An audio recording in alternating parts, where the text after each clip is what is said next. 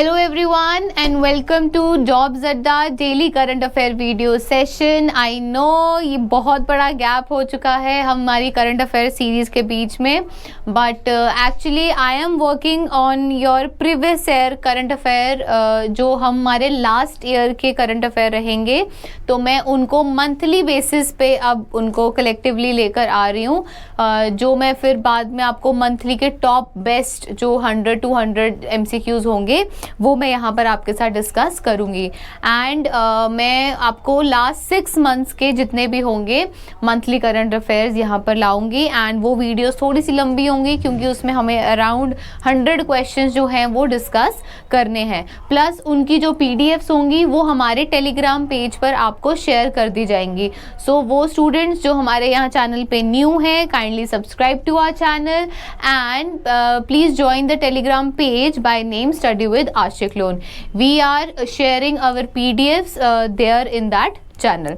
Okay, चलो तो आज का करंट अफेयर सेशन थोड़ा सा छोटा ही होगा तो स्टार्ट करते हैं, ठीक है। अब इसके बाद अब आई होप कि मैं जो सीरीज़ लाऊं करंट अफेयर में वो मैं अब मंथली वाली ही लेकर आऊँगी। करते हैं स्टार्ट आज का फर्स्ट।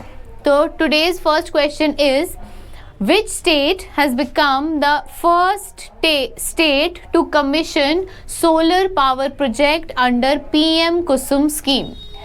क्या क्वेश्चन है कि कौन सी स्टेट ऐसी पहली स्टेट बनी है जिसने क्या किया है, हाँ जो बनी है कैसी पहली स्टेट जिसने कमीशन किया है solar power project under PM कुसुम। तो पहली बात तो ये PM कुसुम स्कीम क्या है, क्या स्कीम है PM कुसुम और इसके अंडर कौन सी पहली स्टेट ऐसी बनी है जिसने कमीशन किया है पहला solar power project under PM कुसुम स्कीम। तो PM कुसुम क्या हो गया, प्रधानमंत्री किसान ऊर्जा समीक्षा उत्थान एवं किसान ऊर्जा समीक्षा उत्थान एवं उत्थान महाअभियान,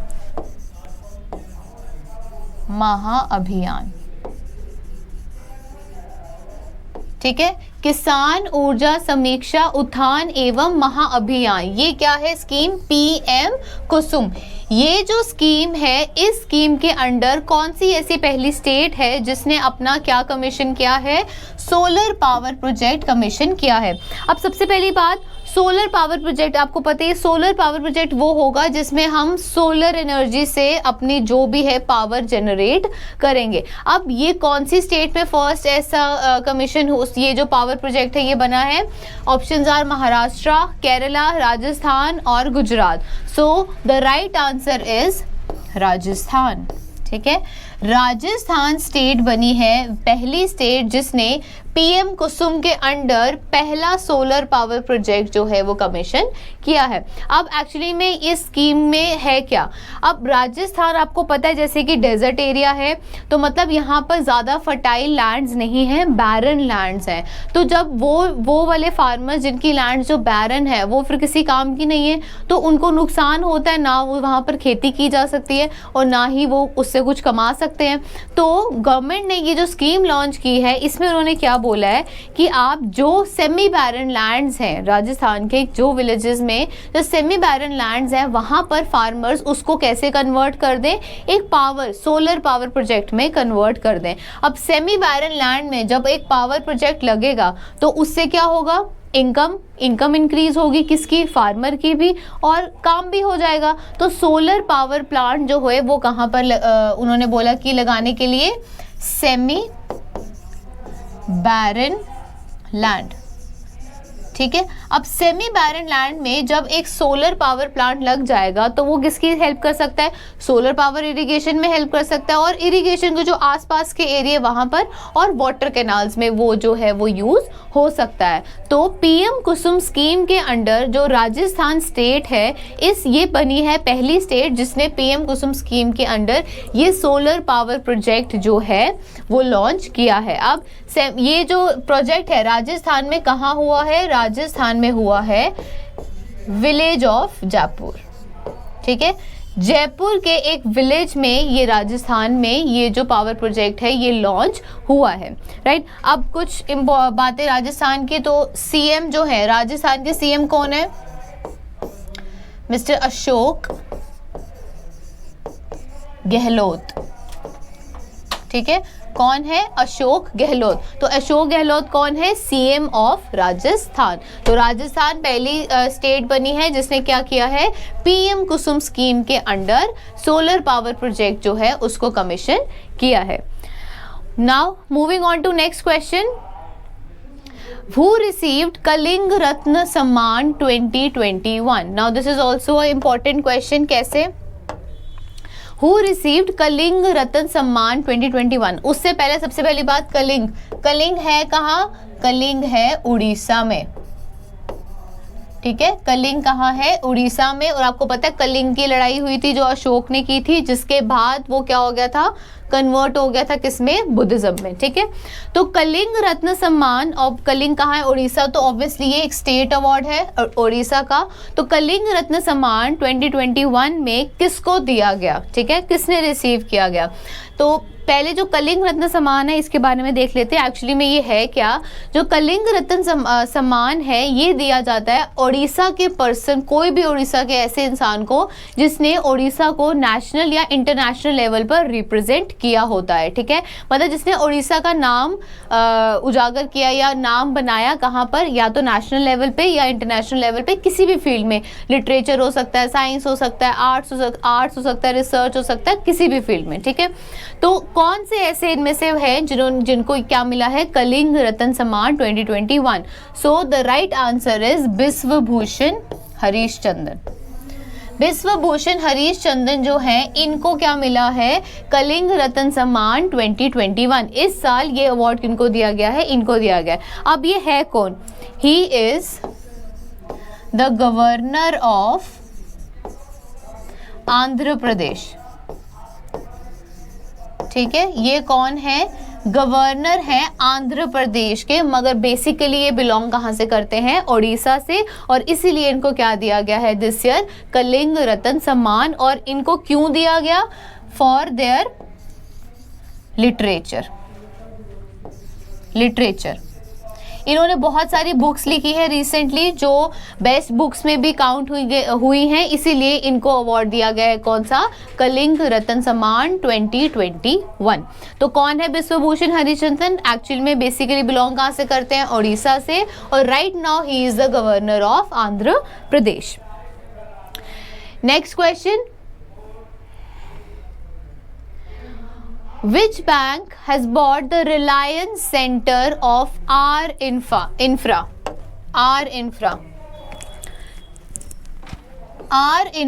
at Santa Cruz, Maharashtra for 1200 crores, ठीक है। कौन से बैंक ने रिलायंस सेंटर जिसका नाम है आर इंफ्रा उसको खरीदा है 1200 करोड़ में, ठीक है। सबसे पहले आर इंफ्रा क्या है? रिलायंस इंफ्रास्ट्रक्चर,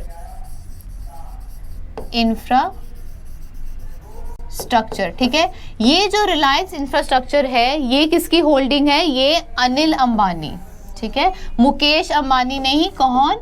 अनिल अंबानी। ये अनिल अंबानी की होल्डिंग है। और आर इंफ्रा जो है इसको कौन से बैंक ने 1200 करोड़ में खरीदा है? तो कौन सा बैंक है? येस बैंक, एसबीआई, आईसीआईसीआई और Indian bank. So the right answer is yes bank.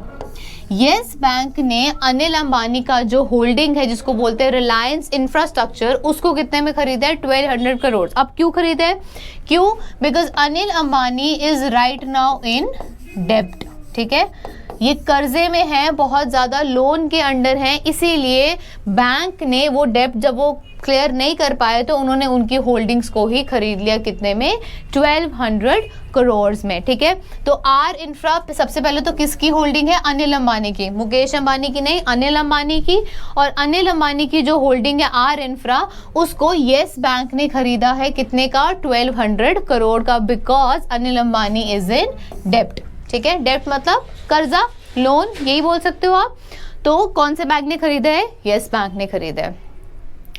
Next question, Bharat dynamics limited BDL started the delivery of Akash missile to Indian Army which type of missile? ठीक है, BDL क्या है? Bharat dynamics limited, जो क्या करती है, जो हमारे आर्मी के जितने भी वेपन्स और मिसाइल्स होती है, आर्मरी है, उसको मैन्युफैक्चर करती है। तो started the delivery of Akash missile. अब देखो, नाम है आकाश मिसाइल, तो कैसी होगी? ऑब्वियसली एयर वाली ही होगी। तो ये कैसी मिसाइल है? Air to air, surface to air, surface to surface, और none of the above. So the right answer is surface to air. ठीक है, जो आकाश मिसाइल है ये कैसी मिसाइल है? सरफेस टू एयर, मतलब ये जमीन से हवा तक जाने वाली जो है वो मिसाइल है।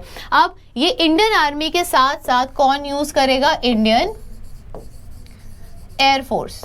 ठीक है, इंडियन आर्मी के साथ साथ ये इंडियन एयरफोर्स में भी यूज की जाएगी। कौन सी? आकाश मिसाइल। आकाश मिसाइल जो BDL भारत डायनामिक लिमिटेड ने मैन्युफैक्चर किया है, मैं यहाँ लिख देती हूँ, BDL ने इसको क्या किया है? मैन्युफैक्चर किया है।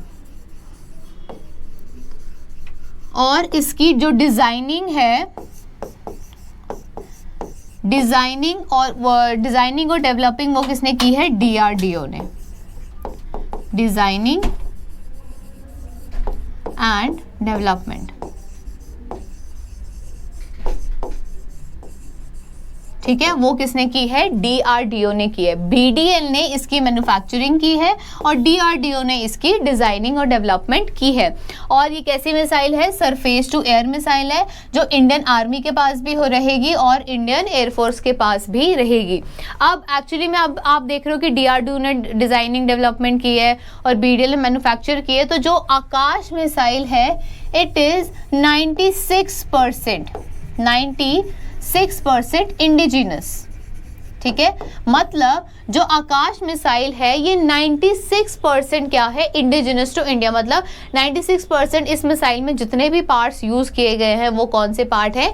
इंडियन मैन्युफैक्चर्ड पार्ट है। और मैं अब इंडिजिनस का कॉन्सेप्ट आपको बहुत बार मेरी प्रीवियस वीडियोस में भी दे चुकी हूँ। एंड मैंने आपको पहले भी बताया था कि इंडिया का 33% जो आर्मरी एक्सपोर्ट है उसमें क्या हुई है? रिडक्शन हुई है, which is a good news. तो आप ये भी बोल सकते हो जो आकाश मिसाइल जो इंडिया ने अभी मैन्युफैक्चर डिज़ाइन की है, जो 96% इंडिजिनस है, वो भी किस स्कीम के अंडर आ सकते हैं? मेड इन इंडिया या मेक इन इंडिया या आयुष्मान भारत के अंडर भी ये फॉल करते हैं। तो आकाश मिसाइल कैसी मिसाइल है? सरफेस टू एयर मिसाइल है और ये किसको दी जाएगी? Indian Army as well as Indian Air Force. Moving on to next question, World Bank and Asian Infrastructure Investment Bank have approved the loan for canal-based drinking water project in which state? ठीक है, क्या बोला गया है? World bank, दो bank है, एक तो वर्ल्ड बैंक है और दूसरा कौन सा है? Asian infrastructure investment bank. तो ये दोनों बैंक ने अप्रूव किया है लोन किसके लिए? For canal based drinking water project in which state of India? As you know that World Bank and Asian Infrastructure जो इन्वेस्टमेंट बैंक है ये इंटरनेशनल बैंक है, बट इन्होंने लोन अप्रूव किया है किसके लिए? एक केनाल बेस्ड ड्रिंकिंग वाटर बनाने के लिए, जो कौन सी स्टेट में बनाया जाएगा? जो बनाया जाएगा पंजाब में। ठीक है, पंजाब स्टेट में जो लोन अप्रूव हुआ है किसके लिए? Canal based drinking water project, वो कहाँ बनाया जाएगा? पंजाब में, बट स्पेसिफिकली पंजाब की दो डिस्ट्रिक्ट में, district Ludhiana and district Amritsar. ठीक है, district Ludhiana and district Amritsar में स्पेसिफिकली ये जो दो डिस्ट्रिक्ट है यहाँ पर ये canal based drinking water project जो है वो बनाया जाएगा। और इसके पीछे जो ये प्रोजेक्ट है कैनाल बेस्ड, इसके पीछे क्या है कि efficient use of drinking water and low wastage। ठीक है, कि अच्छे से जो पीने का पानी है वो साफ यूज हो, अच्छे से पीने का पानी प्रोवाइड हो और कम से कम जो है वो पानी की वेस्टेज हो। ठीक है, अब ये एक्चुअली में जो ये कैनाल बेस्ड जो हमने बोला है कि ये जो प्रोजेक्ट है ये एक्चुअली में इन दोनों डिस्ट्रिक्ट में कर रहे हैं, बट इन दोनों डिस्ट्रिक्ट में भी ये कौन सी रिवर पे बन रहा है? तो अमृतसर में you know there is river Ravi और यहाँ पर सतलुज। ठीक है, लुधियाना में सतलुज रिवर के ऊपर एक कैनाल बेस्ड प्रोजेक्ट होगा और अमृतसर में कौन सी रिवर के ऊपर होगा? रावी रिवर के ऊपर होगा। राइट, तो कौन सी? वर्ल्ड बैंक और एशियन इंफ्रास्ट्रक्चर इन्वेस्टमेंट बैंक ने लोन अप्रूव किया है किसके लिए? Canal based drinking water project के लिए। कौन सी स्टेट में? पंजाब स्टेट में। और पंजाब स्टेट में स्पेसिफिकली कौन सी डिस्ट्रिक्ट्स? लुधियाना एंड अमृतसर। ठीक है, next question, World Trade Organization WTO in its trade forecast revised its global merchandise trade volume growth for 2021 to कितना? ठीक है, क्या बोला गया कि वर्ल्ड ट्रेड ऑर्गेनाइजेशन, ठीक है, अब वर्ल्ड ट्रेड ऑर्गेनाइजेशन क्या है? जो ऑल ओवर द वर्ल्ड जितना भी ट्रेड चलता है, import export between the countries, ये उसकी ऑर्गेनाइजेशन है। तो इन्होंने क्या फोरकास्ट किया है? जो revise global merchandise trade volume growth, मतलब ट्रेड में अगर आप इसको सिंपल लैंग्वेज में देखो कि ट्रेड में कितनी ग्रोथ उन्होंने फोरकास्ट की है फॉर द ईयर 2021। तो ऑप्शंस आर 7.2, 8, 8.2 और 9। सो द राइट आंसर इज 8। ठीक है, अब ये देखो कैसे, अर्लियर इन्होंने क्या बोला था? 7.2। अर्लियर ये जो था इनका ये वाला जो रेट है ये क्या था? अर्लियर इन्होंने बोला था कि 7.2 होगा, but now it is change to 8%। कितना? 8%। तो इन्होंने क्या बोला है कि 8% इंक्रीज होगा किसमें? ट्रेड में। कौन से ईयर में? 2021 में। मतलब इस साल उम्मीद की जा रही है कि जो वर्ल्ड ट्रेड है वो कितना इंक्रीज होगा? 8% इंक्रीज होगा। ठीक है, अब देखो जैसे मैं एक आपको यहाँ पर एक चीज बताती हूँ, मैं यहाँ पर एक टेबल बना रही हूँ। ठीक है, जैसे देखो 2019, 2020, 2021 और 2022। ठीक है, ये एक मैं सिंपल सा आपको टेबल बता रही हूँ कि कैसे कैसे जो है वो ग्रोथ हुई है। देखो 2019 में जो ग्रोथ है वो कितनी इंक्रीज हुई थी? वो हुई थी 0.2%। ठीक है, 2019 में जो ट्रेड है वो कितना इंक्रीज हुआ था? 0.2%। 2020 में एज यू ऑल नो कि कोविड चल रहा था, तो कोविड में सब चीज़ें बंद थी, ट्रेड में बहुत लॉस हुआ, तो 2020 में ये हो गया -5.3%। ठीक है, कितना हो गया? -5.3%। और 2021 में अब इन्होंने कितना किया है? 8%। और 2022 में इन्होंने प्रिडिक्ट किया है कितना? 4%। It will be reduced but there will be a growth of 4%। Right, तो ये एक छोटा सा टेबल है, थोड़ा सा ओवरव्यू देने के लिए कि आगे और पिछले का भी पूछ लें तो आपको पता होना चाहिए। 2019 में जो ट्रेड था वो कितना ग्रोथ थी? 0.2। 2020 में कोविड की वजह से कितना हो गया? -5.3। और 2021 में इन्होंने बोला 8% एंड 2022 में कितना होगा? 4%। ठीक है, ये जो है ये क्या है? इंक्रीज, कि कितना इंक्रीज होगा। ठीक है, 0.2 इंक्रीज हुआ था, -5.3 चला गया, फिर 8% और इंक्रीज होगा अभी, और 4% फिर अगले साल इंक्रीज होगा। ठीक है, चलो ये एक ओवरव्यू, आप इसको नोट डाउन कर सकते हो। Now next question, Which state declared journalists as frontline workers? ठीक है, क्या? Frontline workers and announced COVID-19 vaccine for them without any as restriction. आपको पता है कि कोविड-19 के लिए वैक्सीनेशन चल रही हैं, वैक्सीनेशन ड्राइव चल रही है। सबसे पहले हमने किसको दिया? फ्रंटलाइन वॉरियर्स को दिया। और फ्रंटलाइन वॉरियर्स में कौन इंक्लूड हुए थे? हमारे डॉक्टर्स और हमारे कौन से क्लीनर्स एंड स्वीपर्स। तो उनमें उन्होंने सबसे पहले उनको दी गई। फिर उसके बाद किसकी बारी आई? हमारी अब उन्होंने क्या एज कर दी हुई है? अबव, पहले 60 थी, फिर अब कर दी है 45 अबव फ्रॉम योर 1 अप्रैल। ठीक है, 45 अबव थी।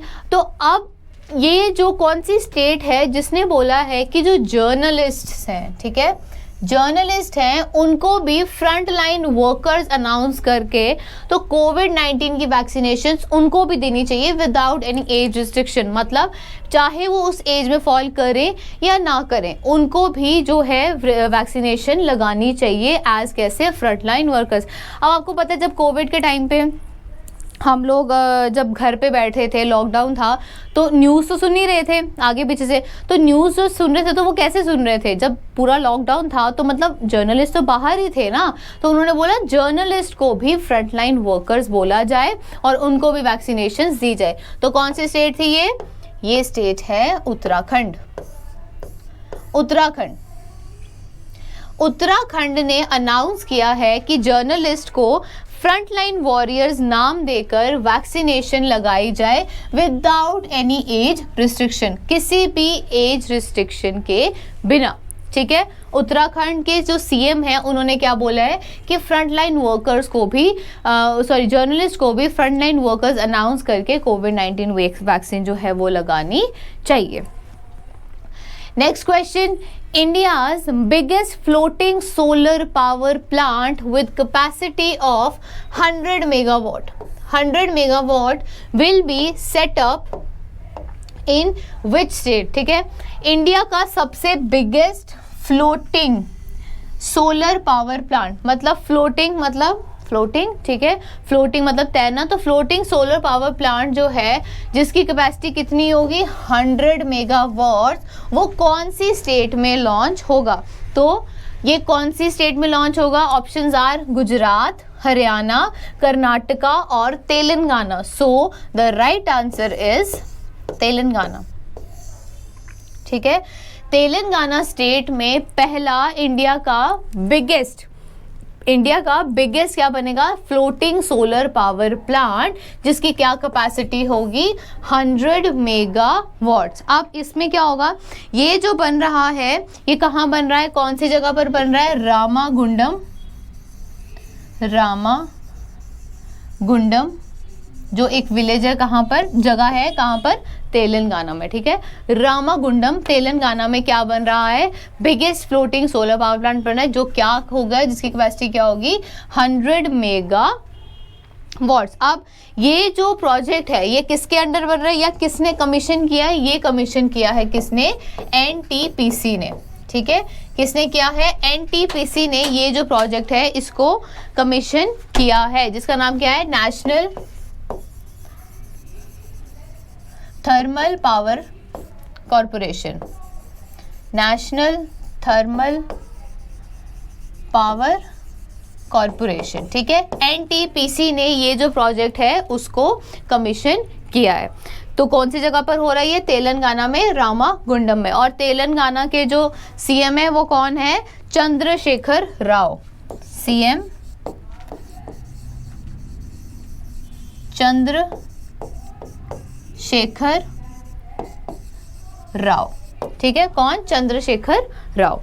चलो, कहां पर हो रहा है? रामागुंडम, तेलंगाना में। Next question, who received 51st Dada Saheb Phalke award for 2019? ठीक है, दादा साहेब फाल्के अवार्ड आपको पता है फिल्म अवार्ड्स है, रिलेटेड टू फिल्म्स। तो दादा साहेब फाल्के अवार्ड जो है इस साल 2019 के लिए किसको दिया गया? तो ऑप्शंस आर अमिताभ बच्चन, कमल हसन, ऋषि कपूर और रजनीकांत। सो the right answer is Rajinikanth. Rajinikanth को दादा साहेब फाल्के अवार्ड दिया गया इस साल फॉर द ईयर कौन सा? 2019, मतलब 2019 की मूवीज के लिए इनको इस साल अवार्ड दिया। अब क्वेश्चन यहाँ कंफ्यूज करते हैं बच्चे। अमिताभ बच्चन को 2019 में मिला था, मगर किसके? 2018 के लिए मिला। 2019 में था मगर 18 की मूवीज के लिए। रजनीकांत को मिला है 19 की मूवीज के लिए इस साल, 21 में, क्योंकि 20 में तो हुआ नहीं, तो 21 में उनको कौन सा मिला? 19 की मूवीज के लिए, ठीक है। तो इनको कब मिला था? 2018 में मिला था फॉर 2019, ठीक है। तो रजनीकांत को कब मिला है? फॉर 2019, इस साल, राइट। चलो नेक्स्ट क्वेश्चन, लास्ट क्वेश्चन है, which state government declared Amboli region in western Ghats? अब वेस्टर्न घाट्स कहाँ हुए? वेस्ट साइड पे इंडिया की Amboli region in western Ghats as biodiversity heritage site for rare fresh water fish Schistura Hiranyakeshi. अब देखो ये क्या है? वेस्टर्न घाट्स कहाँ हुए? इंडिया की वेस्टर्न साइड्स पे, कोस्टल एरियाज पे। तो कोस्टल एरिया पे कौन सी स्टेट में जो है ये अम्बोली रीजन है, जिसको क्या बोला गया?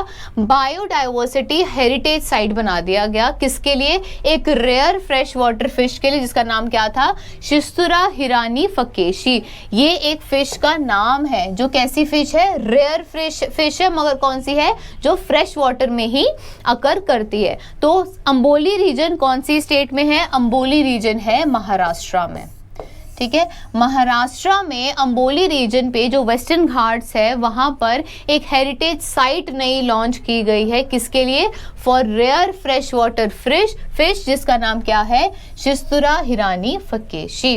अब आपको पता ही है हेरिटेज साइट्स क्या होती है, जो किसी एक चीज के लिए फेमस हो। तो उनको, ये जो वेस्टर्न घाट में अम्बोली रीजन है, जो कहाँ पर प्रेजेंट है? महाराष्ट्र में प्रेजेंट है, उसको भी अब क्या दे दिया गया है? बायोडाइवर्सिटी हेरिटेज साइट का नाम दे दिया गया है। फिश, रेयर फिश जो है फ्रेश वाटर फिश, ठीक है। तो this was all for today's current affair video session. If you liked it, if you found it informative, kindly like our videos and give your honest reviews in the comment section. Thank you.